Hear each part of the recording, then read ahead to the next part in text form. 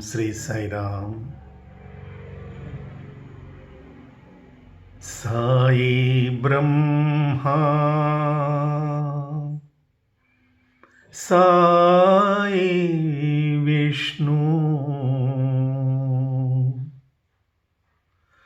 Sai Parameshwara,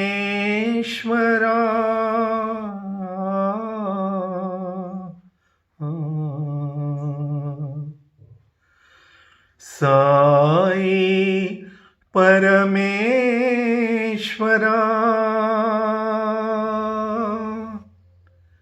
Sai Avatara, Yugavatara.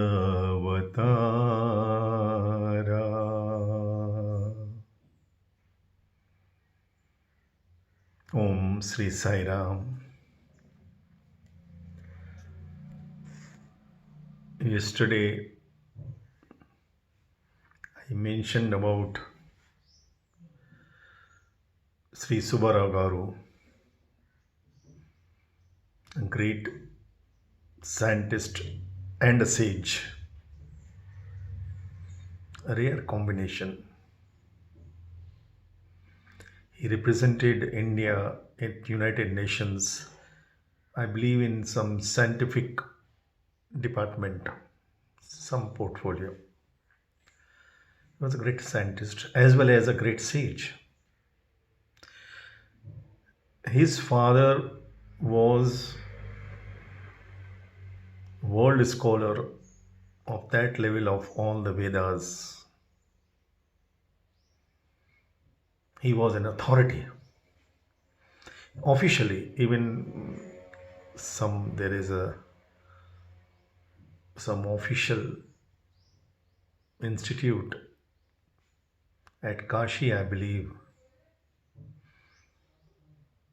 He was officially authority on Vedas. He could interpret any mantra in perfect manner. Naturally, he was a great Rishi Muni. He was of that level of Adi Shankaracharya.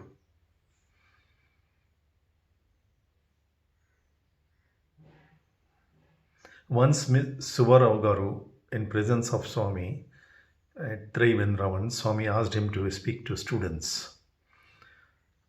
Normally, a VIP who is sitting at the back or in the middle of the students would just stand up and do namaskar and start his talk.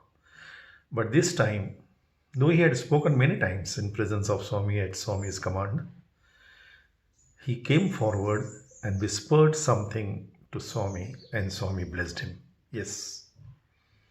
And then he revealed, with Swami's permission.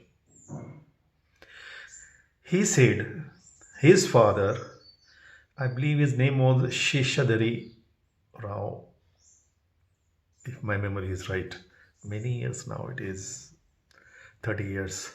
So, his father, who was a great Rishi Muni, and who actually got this Sai Gayatri in his divine vision. At human plane, he is the author of Sai Gayatri. And he was a great sage Rishi Muni like. During his last day when he was to depart, he knew that he is going to leave this body. He called his son and this is what he told him. I quote. He told him, today I am going to reveal to you the ultimate truth. Treasure it in your heart, in your mind forever and ever.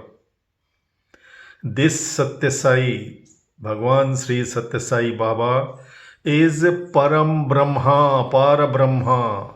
He is embodiment of all Devi Devatas. He is Sarva Devi Devata Swarupa. He is Purna Avatara, Param Brahma.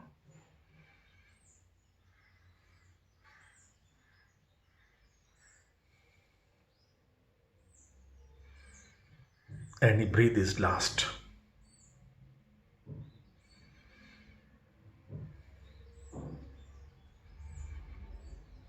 You can imagine the current that went through all the listeners. I was fortunately present in that prayer session.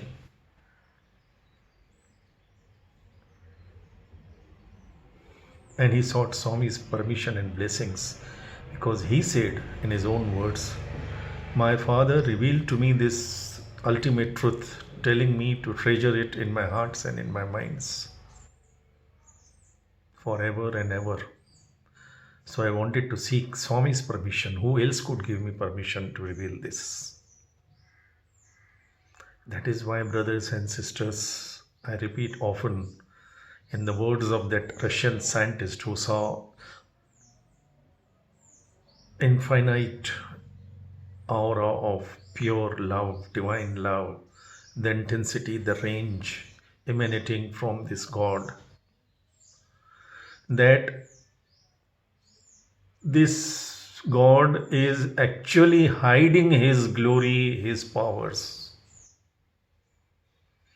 He is behaving as human and allowing us to communicate with Him, to be living in His proximity just out of mercy and compassion. No human agency, at Swami's own words, even if the entire mankind joins together, they would never be able to know even this much truth about this avatar. Sometimes, out of mercy, he reveals a bit, as Krishna told Arjuna, Arjuna, what you have seen in this Vishwarupa is just an iota of my glory. Whatever glory the students, the devotees across the world, even Satyam Shyam Sundaram, even Swami's own discourses, whatever glory of this avatar is described even by Bhagavan himself, is just an iota of his infinite glory, eternal, unconditional.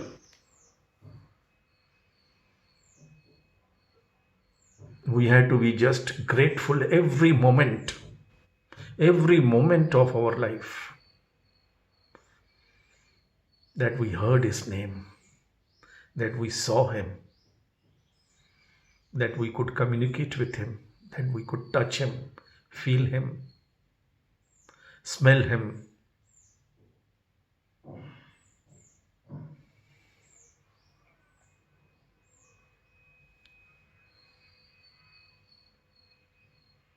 Such avatar does not happen even in millions and millions and millions of years. And this form is eternal. It can never go anywhere. It is always there, because where can the master go leaving his creation? The other incarnation, anyone, Rama, Krishna, Jesus, A, B, C, anyone, as Swami declared in one of the discourses during Christmas, the Christ said, the Father, the one who sent me, will come again. He is the authority, cosmic authority, who sends his own forms in different situations for different missions. But he himself, as eternal God, he is immortal. He is everywhere all the time. He has to just manifest. He has to, like this. Only thing he waits for us to make him feel that we actually need him. Because that is the purpose of this entire creation. There is no other purpose. This accumulation of wealth and all this is all stupidity. We are accumulating everything in dream state, like somebody becoming king in dream, somebody becoming prime minister or president, or a rich person or poor person even in dream. What value does it have? It is like I told once Chinnakatha of two kids quarreling. They're standing at the balcony of 10th floor of Mumbai Marine Drive, and they were playing a game. The guest, a sage who was a great devotee of God, he happened to be the guest, and he observed these two boys playing something and then suddenly started quarreling. So he went forward to ask them, why are they quarreling? They said, Uncle, you will not understand. We are playing a game. So, what game? The game is that so many cars are passing by on the road, on the Marine Drive. They are at the 10th or 12th floor. And the game is that whosoever sees the car and tells its name and color, that car will belong to that boy. If they say red Maruti, so the Maruti car red color is his. He says blue Innova, so that the car is. White Mercedes belongs to him. Yellow, any black BMW belongs to him. Like that, they were playing the game. And they were quarreling because one boy said, Uncle, this car I told once, I saw it first, and he is telling it is his car. Now, this is how we are playing like kid. The car owner, who is the real owner, does not even know who is quarreling on my car. We are quarreling on certain things which actually don't belong to us. Swami says even this body does not belong to you. It has been gifted to you, this body mind complex, just to play a role. Like a director or producer gives costume to the actor to play his or her role. He cannot take costume at home like that foolish villager who was made to play a king, and he decided to run away with all the costume and makeup because he wanted to impress his wife. But the moment he got into the bus and started behaving as if he is real king, and refuses to buy the ticket, the conductor gave him tight slap and he came to his senses. This is what happens to us. We get a tight slap after all our arrogance. We actually believe that we are the kings just because we have been given this role play of king and with the costume and makeup of the king. We have that stupidity because we identify ourselves with the role. Whereas the real artist, as I mentioned about that great artist Dilip Kumar, Yusuf Khan, he said, whenever I play Salim or Devdas, I know at the back of my mind I am neither Salim nor Devdas. I am neither the prince of Akbar nor I am a mad lover of anybody. I am Dilip Kumar. I had to play the role of Salim. I had to play the role of Devdas. And then I can play it with all the freedom because I am not attached to any sorrow or grief or arrogance of the role play. So I can act because I know I am not that. The moment we forget our identity and fall into this trap of believing our role play to be our reality, we are gone. We don't have to play the reality. We can't play God. We all know that we all are essentially and equally divine, but we are given the role play. An actor will not play his reality on the camera. Any actor, he can't play his reality on the camera. On the camera, he has to play the role play. But he has to know his reality at the back of his mind. Even if father and son play the role of Ravana and Rama respectively, they will play it. They will abuse, they will fight, they will kill, whatever. But even if they play Duryodhana and Dushasana and Arjuna and Bhima, they may be all four brothers playing of the same family. But while playing, they will do whatever needs to be done to role play. But in reality, they know that they are neither Arjuna, nor Duryodhana, nor Rama, nor Ravana. But they cannot play the reality. Know the reality and play your role. That is the secret of art of living. Then there will be no arrogance, no jealousies, no revenge. Rama will kill Ravana, but Rama will never hate Ravana. No ways. He will not allow Ravana to kidnap his wife and be at peace and enjoy with his wife. No ways. He knows the reality, so he will not hate. But he has to play the role, so he will kill him. That's why Swami gave me a poem. Love me before you kill me. Love is the purpose of this creation. To love and to be loved. There is nothing beyond that. Anything which defeats or goes against this purpose, this principle of love, is to be discarded. Love is fearlessness. Anything that creates fear in your mind, it is not reality. Just discard it. Even the very thought, don't entertain that thought of which creates fear in your mind. Fear of the other. It is a dog mind. Dog fears its own image. If you push a dog into a room of mirror, he will bark at himself because it is a dog mind. He doesn't know that the image is his own image. Anything that creates fear or hatred for any person, any situation, throw it out. Because that is going against the purpose of this creation, purpose of the Creator, the God Himself. Sarva Bhuta Namaskaram. If you are offering namaskar to any person, any living being, that namaskar goes to Keshava, Krishna, the God, the divinity within, around. In the same logic, when we abuse or hate and decide to take revenge or be jealous against any person, any situation, that thought also goes against our own God. This is common sense. Politics will always be selfish. That is why selfishness is foolishness, absolute stupidity. As we saw in our previous talk, that initially, now this love, now this again another mystery of divinity. Love, what we call love, is not the love that Swami speaks of.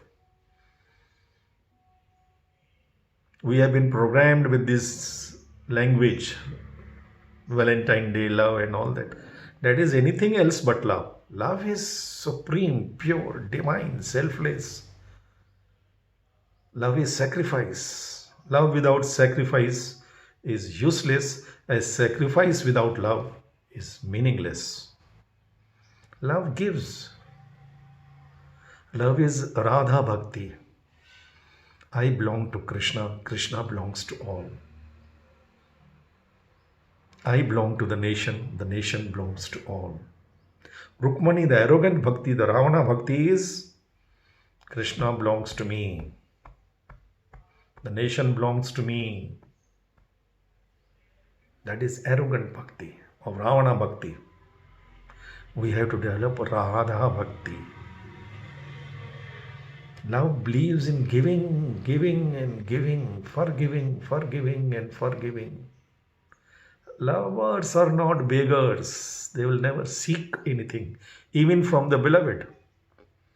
They will say, I love you. What can I do for you? Can you imagine anybody telling us that I love you? What can you do for me? Ridiculous. But how to develop this love? That is why the avatar, because the humanity is forgotten to love. And without love, there cannot be any enlightenment. Because love is the light of God. Without that love, the light of God, there cannot be any enlightenment in our hearts, in our minds. That is why these small, small loves of love of the self, love of the family, love of the society, of the nation, of A, B, C, they are small lamps. Yes, they are. But they bring only the twilight.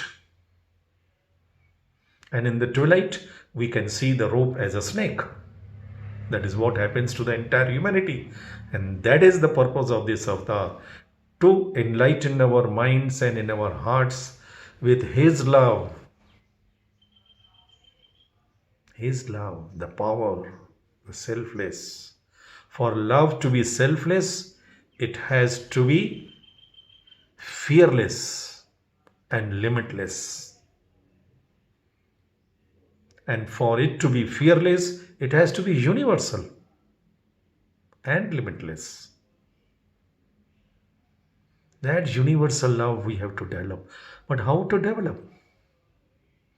Initially, we cannot. So we have to borrow, we have to channelize, we have to get connected. And this avatar has, out of mercy, connected his love to each and every heart. Millions and millions of devotees, he has established one to one, heart to heart, love to love contact. He has done it. We have to keep it connected. When the current is connected to our house from the transformer, all the wiring, everything, switchboard, everything is done. At least we have to switch on. The sun is there, shining, ready to give us warmth of his love, his rays, the warmth, the light. At least we have to keep the windows and doors open, at least a bit. Sun will not break open, but this God told Kasturiji, in this avatar I will even break open. That will be in his second coming. He will break open by his coming and appearing from the sky. Then even the non-believers have to come and surrender and shut up. Who can then argue about his divinity? What logic, what science, what rationality will argue on his being God, the Parabrahma, that he is? Love is self-effulgent. Truth is self-evident. He doesn't need anybody's approvals or disapprovals. He is doing everything out of his compassion, his mercy, because this is the turning point in the evolution of humanity. No lesser authority can do it. He alone can do, and he has promised, he has declared, I will do it single-handedly. I'll uplift, I will enlighten and uplift.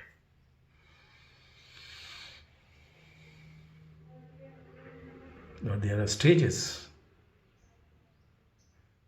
First, you are in the light, you have to be in the light. You have to go to the light. Keep connected to the light, to the source, till the light comes in you.